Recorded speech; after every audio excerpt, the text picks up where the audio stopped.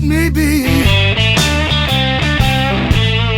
Hard times got a hold on me, and it's hard to say what's up or down when your whole life you've been. We're joined by and talking with John Dodd, father of local, now national musician Patrick Dodd, while we enjoy a tasty cold beverage. When was it that Patrick started playing and singing? When he was real small, his older sister was practicing for a piano recital, and her recital piece was Chariots of Fire. And we had a piano in the house, and we would hear her in there trying to get it. She would get it here and there. And then one morning we heard this Chariots of Fire coming like it's supposed to sound. And we said, hey, she got it. And we walked in the room, and it was Patrick sitting up there in his pajamas playing Chariots of Fire. Oh, wow. And that was when we knew he's got an ear or something, because he was only maybe 6 years old, just a little kid. But we didn't pursue it. Wow. I mean, we didn't know anything about it. He didn't think anything more about it? He didn't think anything about it until he was a freshman in college and came home and said, I got to take a piano course. And so we went and rented a piano, stuck it in the living room. And he passed the course, you know, so that was it. We got rid of the piano. Well, you mentioned that you taught him his first chord on the guitar. Well, so I assume maybe you're a little musical as well? Or? Yeah, I had a guitar. When I came home from the Army, I had a guy in my unit that played with Peter, Paul, and Mary on festival tour before he got drafted, and so he was always playing the guitar, and I thought, when I get home, I'm going to do that. So I went to a pawn shop and got a guitar, and I got a little book to show me where to put my fingers to make chords, and I played every song John Denver ever wrote. So Patrick grew up with a junior and senior in high school, and that was when he came home one day from ball practice and said that he had seen an ad on a bulletin board that this band needed a rhythm guitar player, and he was going to go try out for it. So he did, and that was the Score Pants. That was the first exposure to a group. We may not stand for nothing now. Oh, we walked into the fire. Na na na na na na na na na na. What would be your fondest memory of seeing Patrick either play or sing or both? But when he really found his place and started playing on Beale Street as a regular, it had to be, I don't know if there was one specific night but it was just a time, a period where he became who he is. And I'll say this, Bobby Blue Bland told him, Patrick played at Bobby Blue Bland's 80th birthday down in Tunica. Wow. And Bobby Blue Bland told him, you don't hold back. You've got to sing what's in you, because there's something in you that you're not letting out. And you need to turn it loose. And he said, when you do, people will come to see you. It leads into, kind of describe Patrick's just love for music. Oh. I mean, I just gotta love it. So.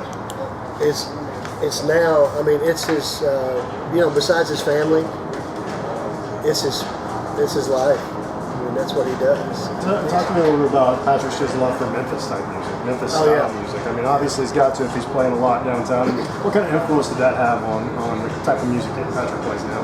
Well, it's been a great influence on him because of the proximity.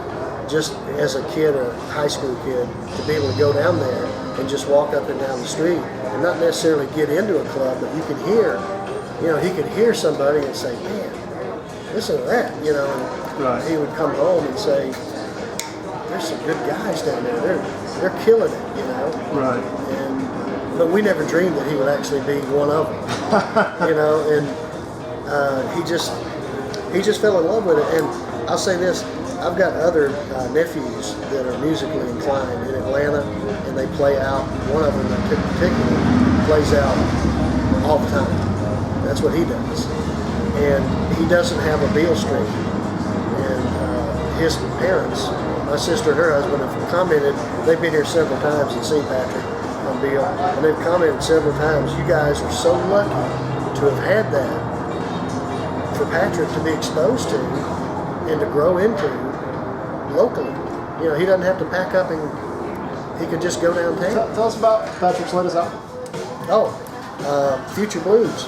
And when he brought it home, he brought just the rough mix, played it for me and my wife. It was like nothing we'd ever heard from him before. It was really raw and powerful. What is your favorite song off the album? There's two. Well, there's three. There's one that is a personal thing of Patrick's. A friend of his, Jody Jackson, passed away, and he and Patrick were buddies, had been since they were little kids. And Patrick wrote a song called Restless Soul about Jody, and that's real emotion for him and for us. And then there's another one called Into the Fire, which is about a disabled veteran that sits outside of the Kroger over on Macon Road, who Patrick stopped and talked to one day and found out that he was wounded in Vietnam and, you know, all this stuff. And so Patrick wrote a song called Into the Fire about this guy who went into the fire to save some people. And nobody knows who he is or what he did. And, you know, one line is, he may not stand for nothing now, but he went into the fire.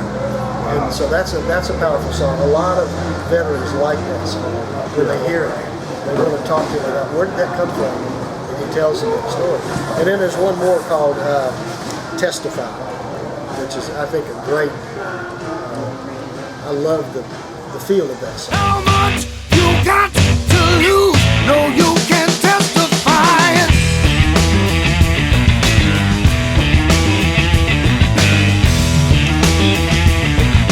What advice would you give to parents just about them to let their kids follow their dreams? Well, I didn't do the right thing for a long time, and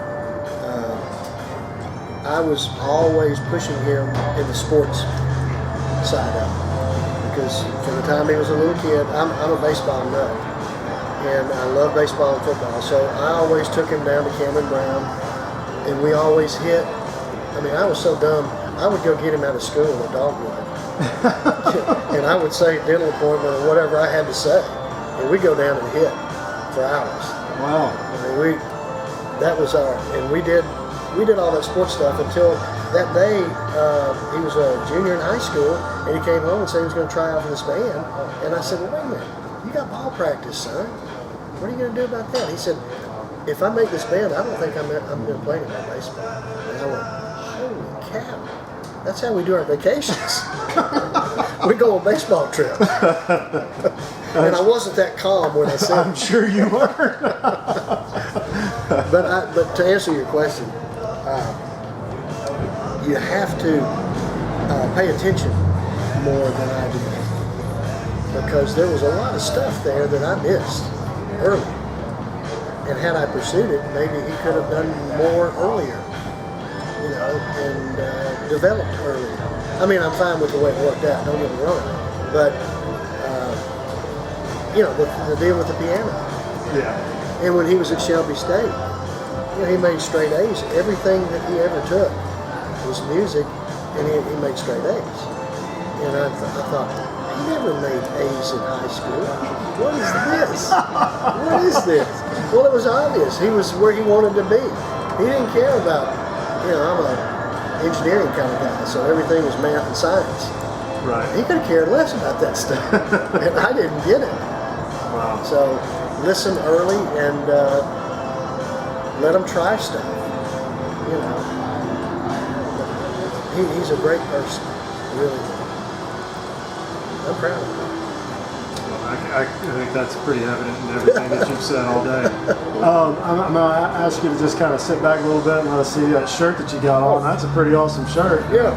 Great picture of Patrick. Yeah. You can get these on the internet. Where can you get them? You go to his patrick.music.com, and on his website there's a picture of this. Click on that and it'll throw you to this shop down on South Main called Sachi, S-A-C-H. And I can't help but lose